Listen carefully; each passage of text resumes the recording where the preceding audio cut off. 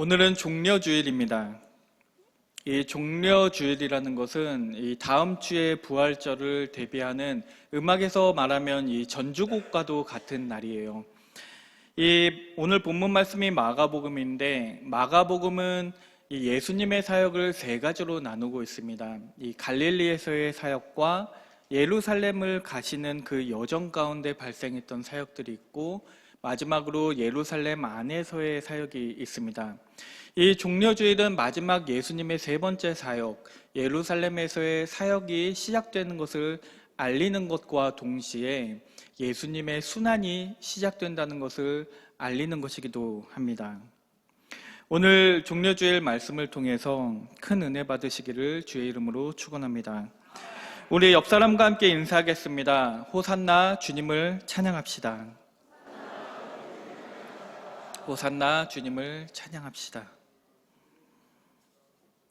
여기 모이신 분들 중에 혹시라도 관상을 믿으시는 분 계십니까?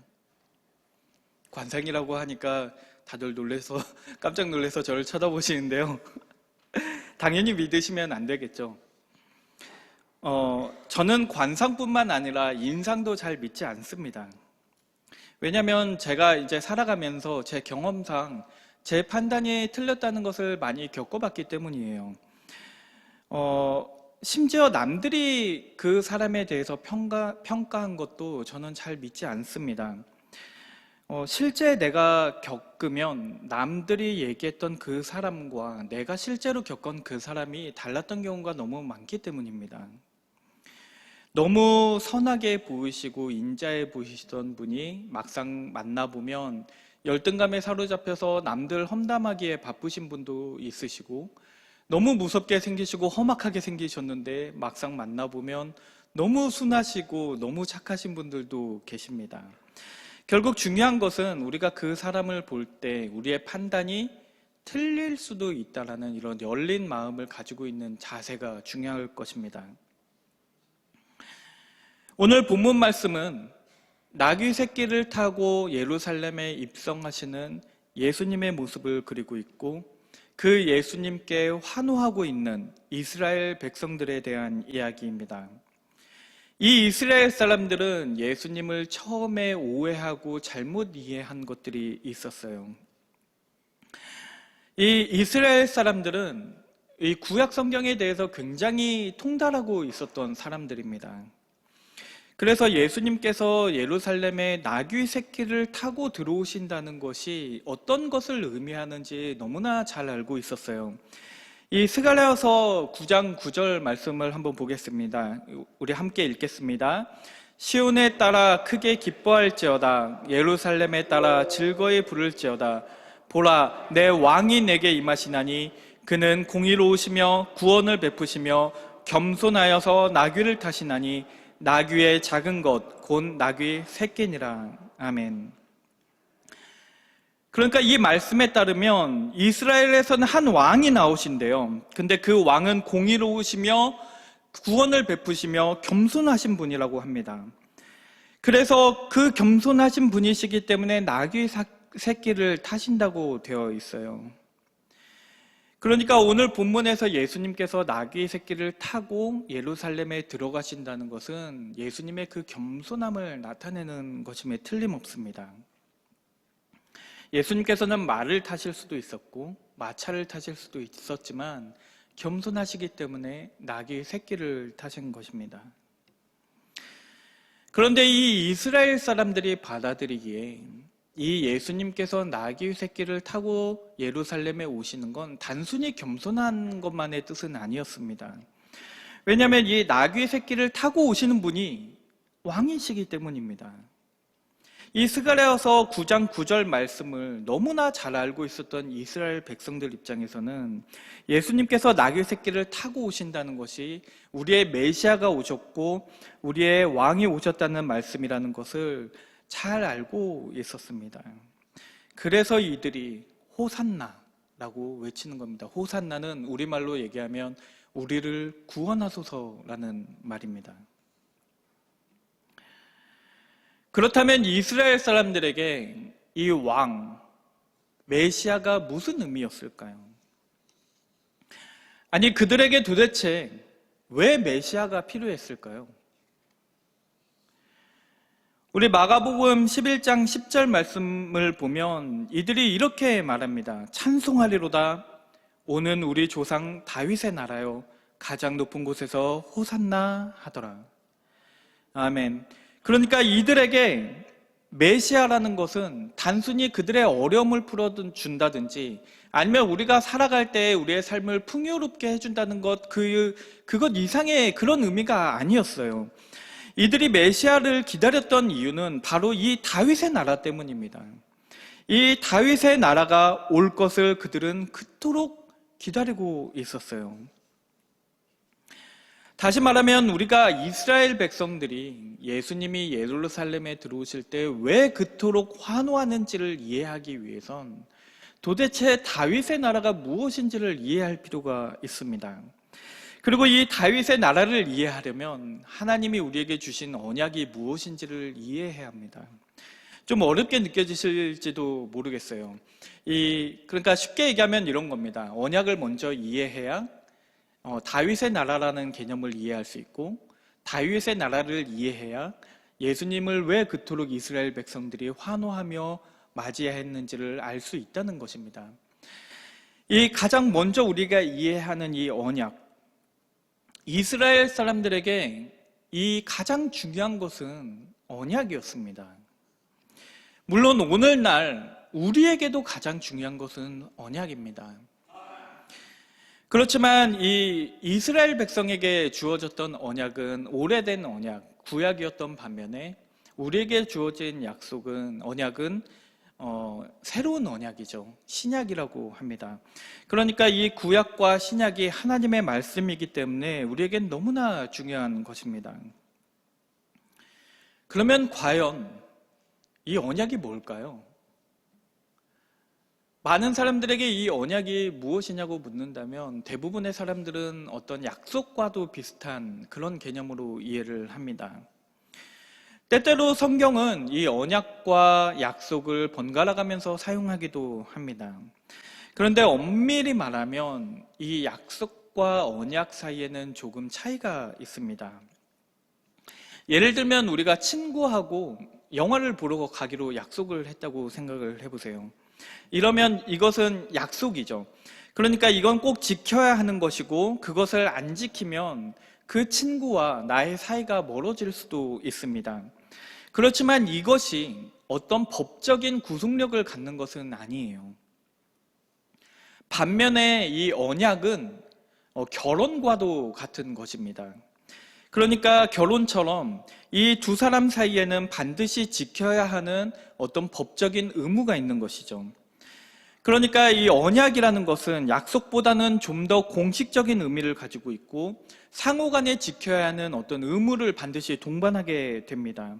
그렇기 때문에 이 언약은 약속이라는 개념보다는 계약이라는 개념에 더 가깝게 이해할 수 있습니다. 이스라엘 사람들에게 언약은 하나님께서 그들에게 맺으신 계약과도 같은 것이었습니다. 마치 왕과 신하가 맺었던 그런 계약과도 같아요. 신하가 왕에게 충성을 맹세하면 그 왕이 그 신하를 보호해주고 영토를 허락해주는 것과 같은 관계입니다.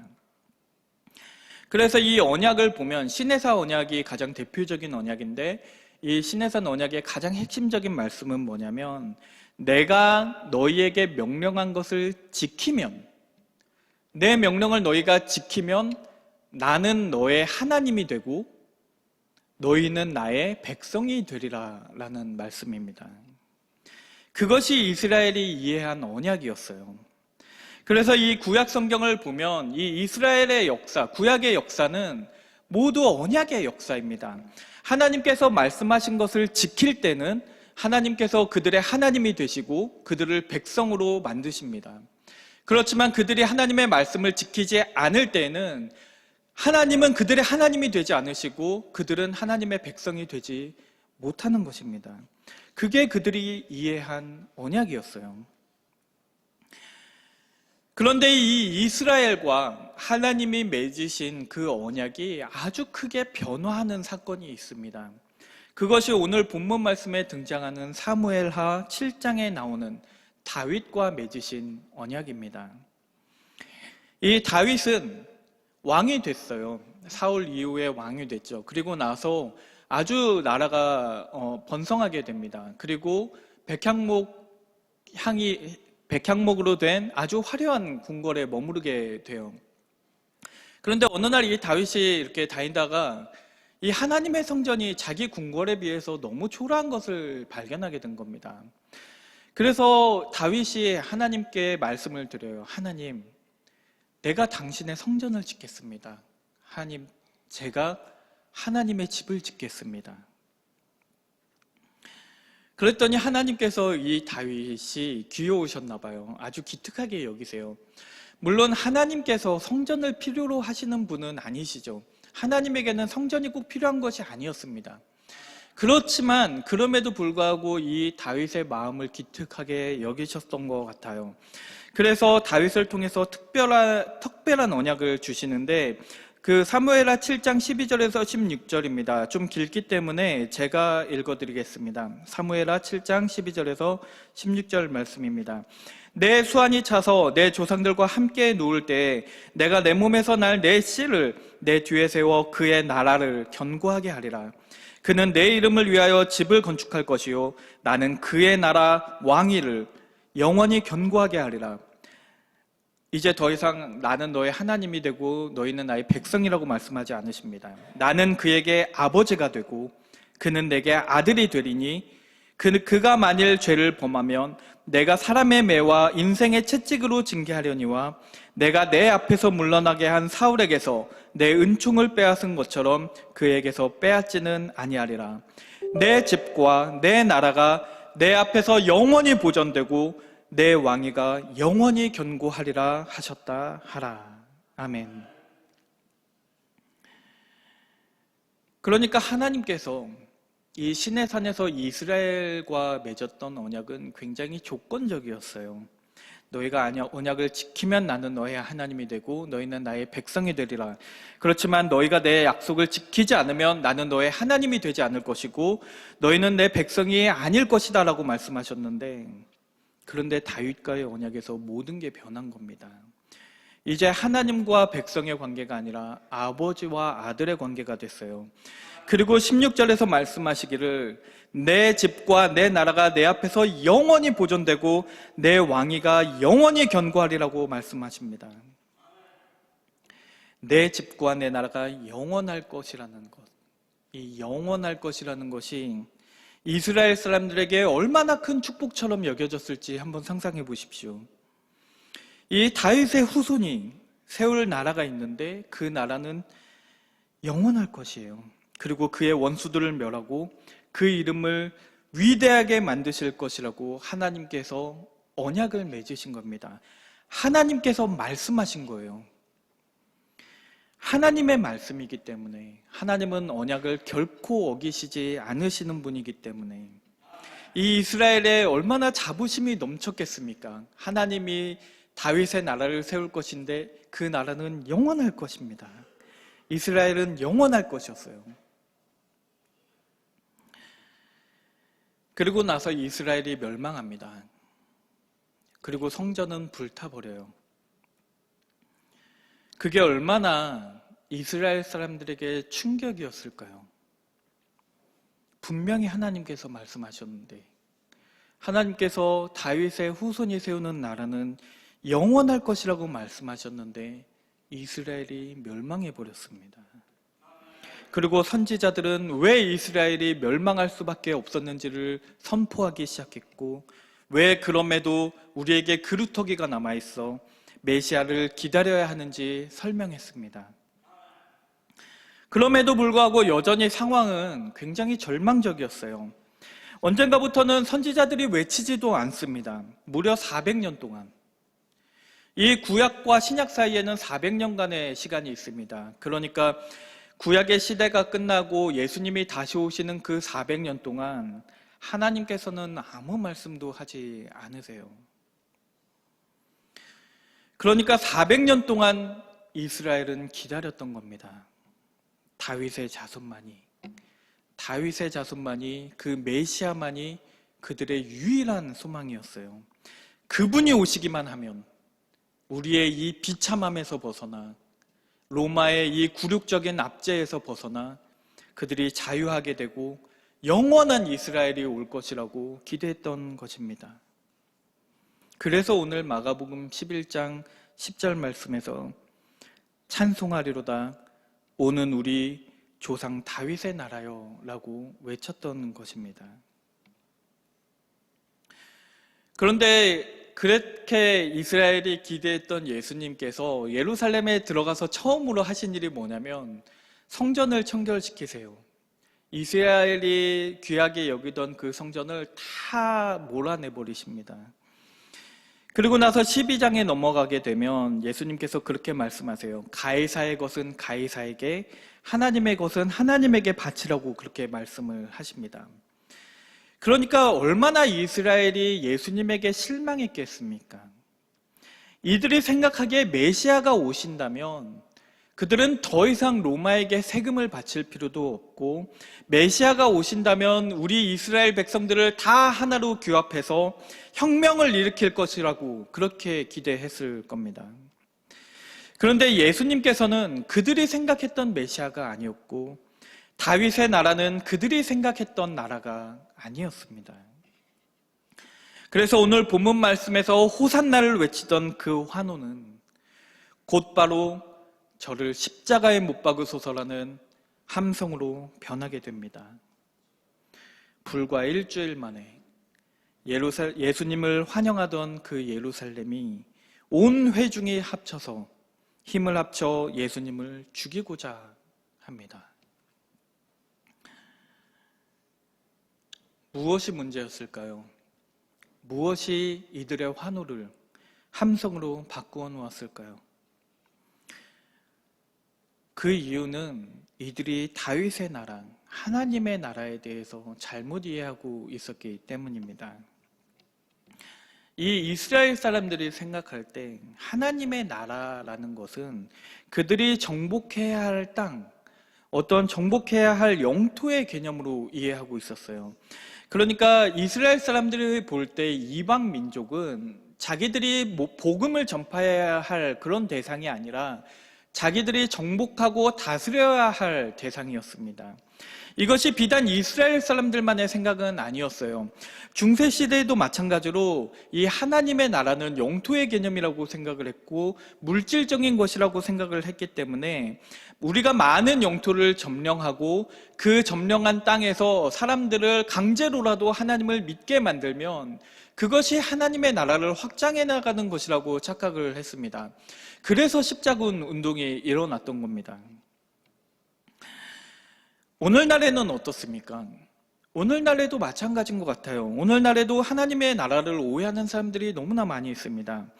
마치 우리가 성당이나 절에 쳐들어가서 그것을 다 부시고 그리고 거기에 있는 사람들을 몰아내면 그것이 하나님의 나라를 확장하는 것이라고 오해하는 사람들이 있습니다. 또 다른 예가 있다면 땅밟기 운동 같은 것입니다. 이 세상에는 우리의 눈에 보이지 않는 영적인 전투가 있어요. 그리고 세상 곳곳을 다니면서 우리가 하나님께 예배하고 기도한다면 그것은 너무나 축복된 일일 것입니다.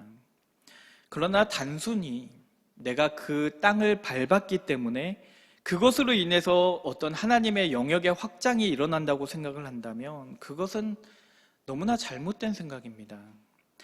내가 단순히 그 땅을 밟는 것이 도대체 무슨 의미가 있습니까? 하나님의 나라는 하나님의 가치를 실현하는 것입니다. 하나님의 법이 다스리게 하는 거예요.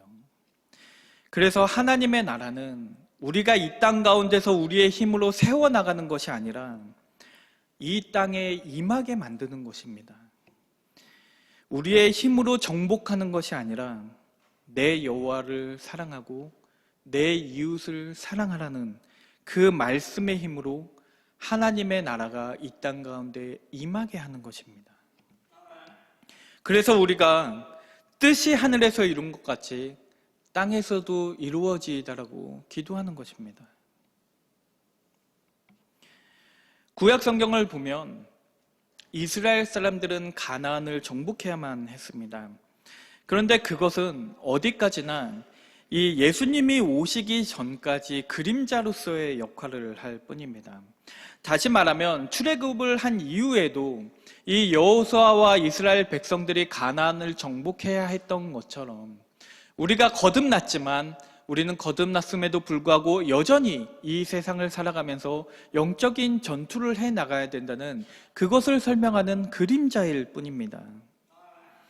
우리는 더 이상 칼과 방패로 전투를 하는 것이 아니라 하나님의 전신갑주를 입고 영적인 전투를 해야 하는 것입니다.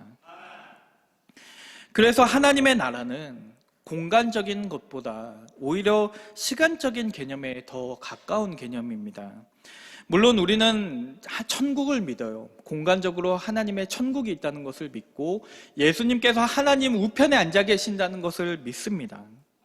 그러니까 우리는 장소적인 개념의 하나님 나라를 분명히 인정하고 그것을 믿고 있어요. 그러나 많은 경우에 성경에서는 이 하나님의 나라를 종말론적으로 이해를 합니다. 그러니까 시간적인 개념으로 이해를 하는 거예요. 세례 요한이 마태복음 3장 2절에서 회개하라 천국이 가까이 왔느니라고 할 때 이 천국은 이 공간적인 천국이 우리 가까이 왔다는 의미가 아니라 이 시간적으로 하나님의 나라가 우리에게 가까이 왔다는 것을 의미하는 것입니다. 하나님의 나라는 예수님께서 돌아가시고 부활하셨을 때 이미 시작되었습니다. 그리고 그 완성은 주님께서 이 땅에 다시 돌아오실 때 하나님의 나라는 완성될 겁니다. 그리고 그 나라는 영원할 것입니다. 그래서 우리는 이 세상에 살고 있지만 하나님의 백성으로 살아가는 것이고 이미 이 세상에서 이미 하나님의 백성이기 때문에 우리는 이 세상에서 순례자로서 살아가는 것입니다. 이스라엘 사람들은 이 세상을 다윗의 나라로 변화시키고자 했지만 우리는 이 세상에서 순례자로 살아가야 합니다. 왜냐하면 하나님의 나라는 이미 임하였지만 여전히 우리는 그 나라의 완성을 기대하고 기다리고 있기 때문입니다. 우리가 호산나를 외치고 주님을 찬양하는 이유는 주님께서 우리에게 세상을 정복할 수 있는 힘과 능력을 주셔서가 아닙니다. 우리가 호산나를 외치는 이유는 주님께서 우리를 죄와 사망에서 구원하셨기 때문입니다. 이스라엘은 하나님의 나라를 오해하였지만 우리는 하나님의 나라를 바로 이해해야 합니다. 우리는 어떤 하나님의 나라에서 살아가고 계십니까? 내가 성공하고 내가 세상의 중심이 돼서 세상의 부러움을 받으면서 우리가 우리의 힘으로 하나님의 나라를 세워 나가고 계십니까? 아니면 비록 나는 이 세상에서 순례자지만 이미 임하신 그 하나님의 나라에서 이 세상 십자가를 지면서 이 세상을 살아가고 계십니까? 여러분들이 이해해야 한 하나님의 나라는 무엇입니까?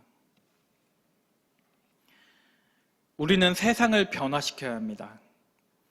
그러나 그것이 교회가 세상보다 월등함으로써 변화시키는 것을 의미하지 않습니다.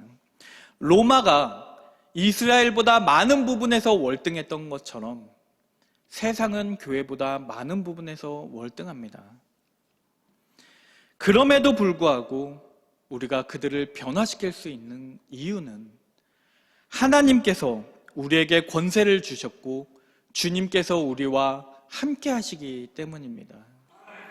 그래서 그들을 제자로 삼고 아버지와 아들과 성령의 이름으로 세례를 베풀고 하나님이 가르치신 모든 것을 가르쳐 지키게 하는 것입니다. 그렇게 우리는 세상을 변화시키는 것입니다. 오늘 여러분들이 있는 그 자리가 그리고 여러분들이 가시는 그 장소가 하나님의 나라가 되게 하시기를 바랍니다. 직장에서, 그리고 가정에서 여러분들이 예수님을 닮아가심으로써 그 자리에 하나님의 나라가 임하게 하십시오. 이미 이 땅 가운데 하나님의 나라가 임해 있다는 것을 드러내십시오. 그렇게 빛과 소금으로서 살아가심으로써 하나님의 나라를 확장해 나가시는 새하늘교회 성도님들 되시기를 주의 이름으로 축원합니다.